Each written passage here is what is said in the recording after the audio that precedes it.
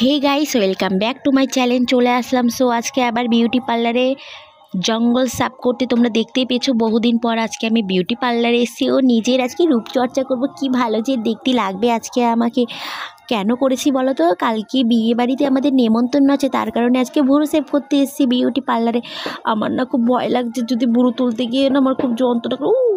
বাবা রে বাবা, কি যন্ত্রণা করছে। আস্তে মাসি, আস্তে তোলো, আমি আর সহ্য করতে পারছি না। আমার খুব যন্ত্রণা করছে, আস্তে আস্তে তোলো। মনে হচ্ছে কি পুরো ভুরুটাই চেঁচে ফেলি, এত ব্যথা করছে। তো কি কিছু করার নেই, সৌন্দর্যের জন্য একটু ব্যথা তো সহ্য করতেই হবে, না হলে তো আমাকে বিশ্বের সুন্দরী তো বলা যাবে না, তাই না? আমাকে বিশ্ব সুন্দরী ঐশ্বর্য রায়ের থেকেও আমাকে সুন্দর দেখতে যেন লাগে, সেরকম ভুরু তুলে দাও। পুরো নায়িকাদের মতো আমাকে ভুরু তুলে দাও। বাবা, কি যন্ত্রণা।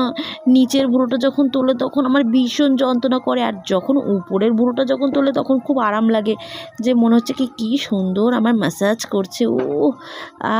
ওরে বাবা, কি আরাম। মনে মনে যে বলছি, ভয়েসটা কিন্তু আমি পরে দিলাম, কারণ তখন মানে এত ব্যথা লাগছিল, সহ্য করতে পারছিলাম না, তাই ভয়েসটা দিতে পারিনি।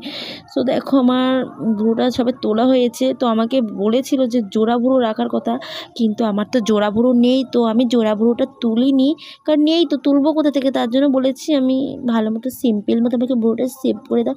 আমাকে এত সুন্দর দেখতে লাগবে, পুরো কলকাতার ছেলেরা পুরো ফিদা হয়ে যাবে। বিয়ে বাড়িতে সবাই বউ দেখতে আসবে না, দেখবে আমাকে, কারণ আমি তো বিশ্বের সুন্দরী হয়ে যাব। তো তাই কেউ কোণের দিকে তাকাবে না, সবাই আমার দিকে তাকাবে।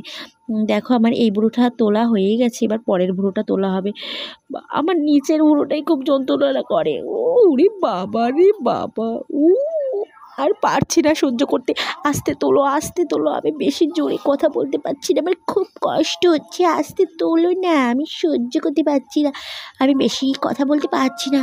মনে হচ্ছে কি জিভে কামড় করছে। ওরে বাবা, এ কি সাংঘাতিক রে। ভুরু এর জন্য আমি ভুরু তুলতে বেশি ভালো লাগে না সুতোতে, আমার বেশি ভালো লাগে ব্লেডে আমি ভুরু তুলি। কিন্তু ব্লেডে আমি ভুরু তুলে বেলেটে এত ভুরু তুলেছি, এত ভুরু তুলেছি, ভুরুটার পুরো আমি 12টা বাজিয়ে দিয়েছি। তাই বলছে আমাকে, তুমি কোথা থেকে ভুরু তোলো? আমি বলেছি, মাসি আমি পার্লারে সেরকম একটা যাই না, সুতোতে এমন এমন একটা টান মারে, আমার দেহ একেবারে অঙ্গ জ্বলে পুরো ছারকার হয়ে যায়। এই ভয়ের কারণে আমি ব্লেডে তুলি, ব্লেডে তো লাগে না, সুতোতে যখন তোলে তখন টং টং করে এমন একটা মানে ওঠে ভুরুগুলো, আমার ভীষণ জ্বলে পুড়ে ছারকার হয়ে যায়, আমার এত যন্ত্রণা করে। আমি এর ভয়ে আমি ব্লেডে বসেই বাড়িতে ভুরু তুলি।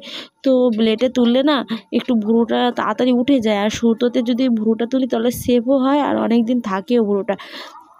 তো কিছু করার নেই বাবা, একদিন কষ্ট হবে, একদিন ব্যথা করবে, কিন্তু আমাকে যে 20 দিন 1 মাস যে দেখতে সুন্দর লাগবে সেটাই হচ্ছে কথা।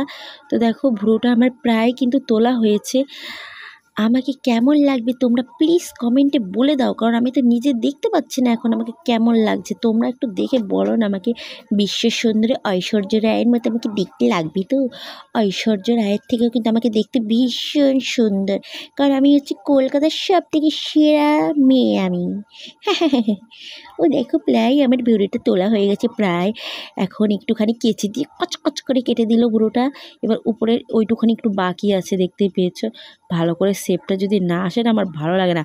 ফালতু নাহলে টাকাটাই গোল্লায় যাবে, জলে যাবে। 30 টাকা দিয়ে ভুরুটা তুলেছি, যদি ভালো মতো তুলে না দেয় তাহলে টাকাটাই দেবো না, টাকাটা নিয়েই বাড়ি যাবো। কিন্তু আমি আবার সেই রকম মেয়ে, আমার জিনিস যদি ভালো না হয়, পছন্দ না হয়, তাহলে আমি তাকে টাকা দিই না। আমার যদি পছন্দ মতো না হলে আমি টাকা দেবো না, তো দেবো না। দেখো, আমার ভুরুটা তোলা হয়ে গেছে, একটু হাই তুললাম বাবা। সদ্য লসন থেকে আসলাম মনে হচ্ছে। যাই হোক, ভুরুটা আমার প্রায় তোলা হয়ে গেছে। এখন আমার কপালটা একটু মাসাজ করে দিচ্ছে একটা তেল দিয়ে। কি সুন্দর লাগলো। দেখবো এখন নিজের মুখটা কেমন লাগে। আগে নিজের বন্ধুরা দেখতেই পেয়েছো আমাকে, এবার কেমন লাগছে। নিজের দিকে তাকাতেও পাচ্ছি না, এত সুন্দর দেখতে মেয়ে। আজকের ভিডিওটা এই পর্যন্ত, ভালো লাগলে লাইক কমেন্ট করে টাটা।